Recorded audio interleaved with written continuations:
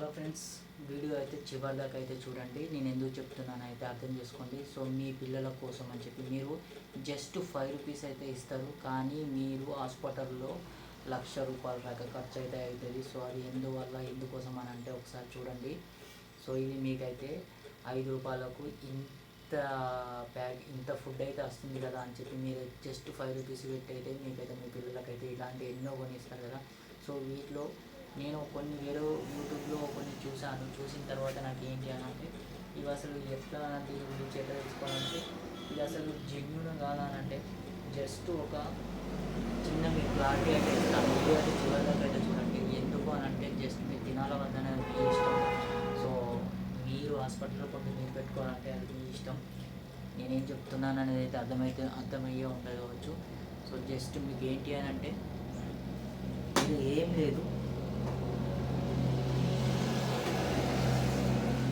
Just మీరు దీన్ని ఏం చేయాలని అనుకుంటే జస్ట్ మీరు ఒక ఫైర్ అయితే చేయండి.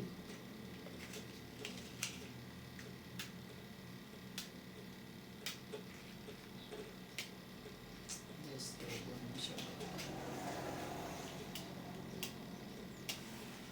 జస్ట్ ఇట్లా చూడండి. ఇది ఒక ఇడ్లీకుల్లో మాత్రమే ఇచ్చాను. సో ఇక్కడ చూడండి ఎంత ఫాస్ట్గా అయితే అంటుకుంటుందో.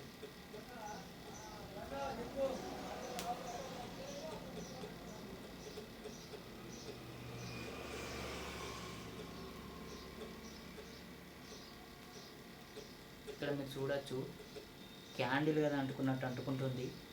జస్ట్ ఇది దీన్ని మీరు ఏమంటారంటే అది ధూమ్ ప్యాకెట్ అవి ఇవని అంటారు కదా. సో చూడండి క్యాండిల్ ఎట్లా అంటుకుంటుందో అట్లా అంత ఫాస్ట్గా అయితే అంటుకుంటాను.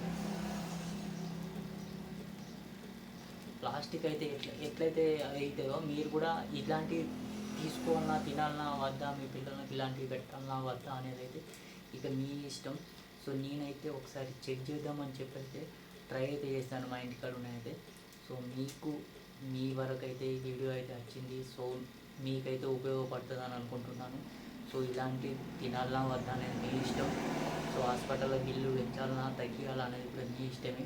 సో వీడియో నచ్చినట్టయితే కంపల్సరీ లైక్ అయితే చేయండి, ఛానల్ అయితే సబ్స్క్రైబ్ అయితే చేసుకోండి. సో ఓకేనా friends, thank you for watching friends.